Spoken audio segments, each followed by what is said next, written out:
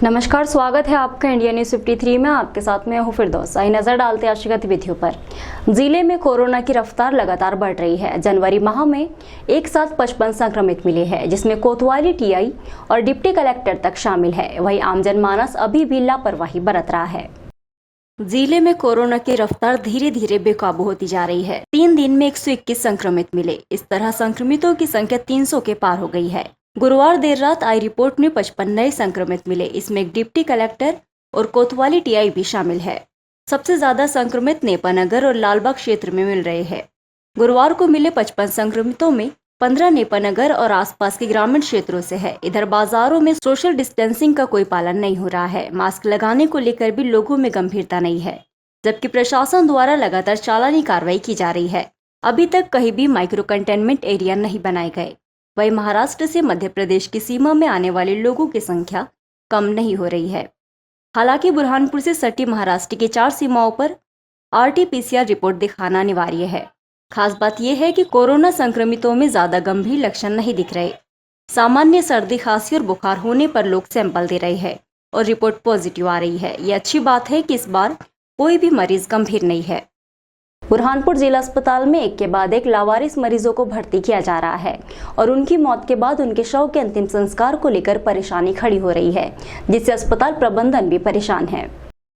ऐसा लग रहा है बुरहानपुर के लोगों की संवेदना और अपनों के प्रति वेदना कम होती नजर आ रही है, जिसका जीता जागता उदाहरण है बुरहानपुर का जिला अस्पताल। यहाँ पर लोग अपने परिजनों को लावारिस हालत में छोड़कर जा रहे हैं, जिसके बाद यहाँ लोग ना तो अपने परिजनों को पलट कर देख रहे हैं और ना ही अस्पताल से उनकी जानकारी प्राप्त कर रहे हैं। फिर लंबे समय तक अस्पताल के कर्मचारी दिन रात ऐसे लावारिस मरीजों की सेवा कर रहे हैं। जब अपने ही साथ छोड़ रहे हैं, तब अस्पताल के कर्मचारी परिवार बनकर लावारिस मरीजों को सहारा दे रहे हैं। लंबे समय तक ऐसे मरीजों की सेवा करने के बाद जब लावारिस मरीज बीमारी के कारण मर जाते हैं, तो उनके शव को भी परिजन लेने नहीं आ रहे हैं। पिछले कुछ समय से लगभग 3 लोग लावारिस अवस्था में जिला अस्पताल में भर्ती हुए और उनकी मौत हो गई और उनको परिजनों ने अपनाया नहीं। अस्पताल और पुलिस के सहयोग से उनके शव का अंतिम संस्कार किया गया। फिलहाल जिला अस्पताल में इस वक्त 2 और लावारिस मरीज भर्ती है, जिसमें नेपानगर के रमेश पिता रूपचंद 19 दिसंबर को भर्ती हुए। उन्हें उनके भाइयों परिजनों ने छोड़ दिया। अस्पताल प्रबंधन बार बार फोन कर रहा है, लेकिन कोई आने को तैयार नहीं। देखिए, हमारे अस्पताल में लोग अब जो कुछ लोग होते हैं जो जिनके घरों में ऐसे बूढ़े पुराने लोग होते हैं जो किसी काम के नहीं होते, लेकिन उनको बीमारी भी नहीं होती, केवल वो यहाँ अस्पताल ले जाके छोड़ के चले जाते हैं। या सड़क पे कोई आदमी मिल जाता है, उसको यहाँ अस्पताल लेके छोड़ के चले जाते हैं। फिर वो हमारे अस्पताल में उनको देख रेख की व्यवस्था नहीं होती है। कायदे से वो रिहेबिलिटेशन सेंटर उनके लिए जाना होना चाहिए, वहाँ पे उनकी देख रेख हो, उनको खाना दें, कपड़ा मिले। वो ज़्यादा लोग खाने की कमी की वजह से सड़कों पर पड़े रहते हैं। अगर उनको रिहेबिलिटेशन सेंटर ले जाया जाए तो वहाँ अच्छी व्यवस्था हो सकती है, क्योंकि हमारे अस्पताल में इस तरह के कई लोग इकट्ठे हो जाते हैं, फिर उनकी देखरेख की व्यवस्था नहीं हो पाती। आज 4-5 लोग हैं, लोग अपने परिजनों को छोड़ के चले जाते हैं, फिर आके देखने नहीं आते हैं। और हम लोग उनकी सेवा जितनी बनती है हम लोग करते हैं, लेकिन उसके बाद अगर उनकी डेथ हो जाती है नेचुरल तरीके से, तो भी फिर हमें परेशानी का सामना करना पड़ता है, उनको ढूंढना पड़ता है, फिर उनको बॉडी सौंपनी पड़ती है, फिर हमें सवालों के जवाब देने होते हैं। तो इस तरह से कई मुश्किलों का सामना करना पड़ता है। सांडस कला के खेत में कमरे में आग लग गई, जिसमें 2 जानवर जलकर खाक हो गए और पशु मालिक बुरी तरह से झुलस गया। इस घटना में करीब 2 लाख का नुकसान हुआ है। सांडस कला के रहने वाले श्रवण पिता बीबा सुबह 5 बजे जैसे ही नींद से उठे, उन्हें खेत में बने कमरे के अंदर से धुआं निकलता हुआ दिखाई दिया। वो तुरंत उस ओर भागे तो देखा कि आग की लपटें धधक रही थी और मवेशी जोर जोर से चिल्ला रहे थे।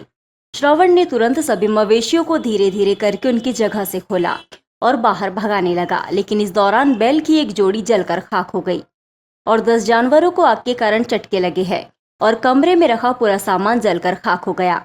आग कैसे लगी इसका पता नहीं लगा। किसान श्रवण का 2 लाख रुपये का नुकसान हो गया। खेती की पूरी दवाई और मक्का जलकर खाक हो गया। घायल श्रवण पूरी तरह से झुलस गया। उसे उपचार के लिए बुरहानपुर जिला अस्पताल में भर्ती कराया गया।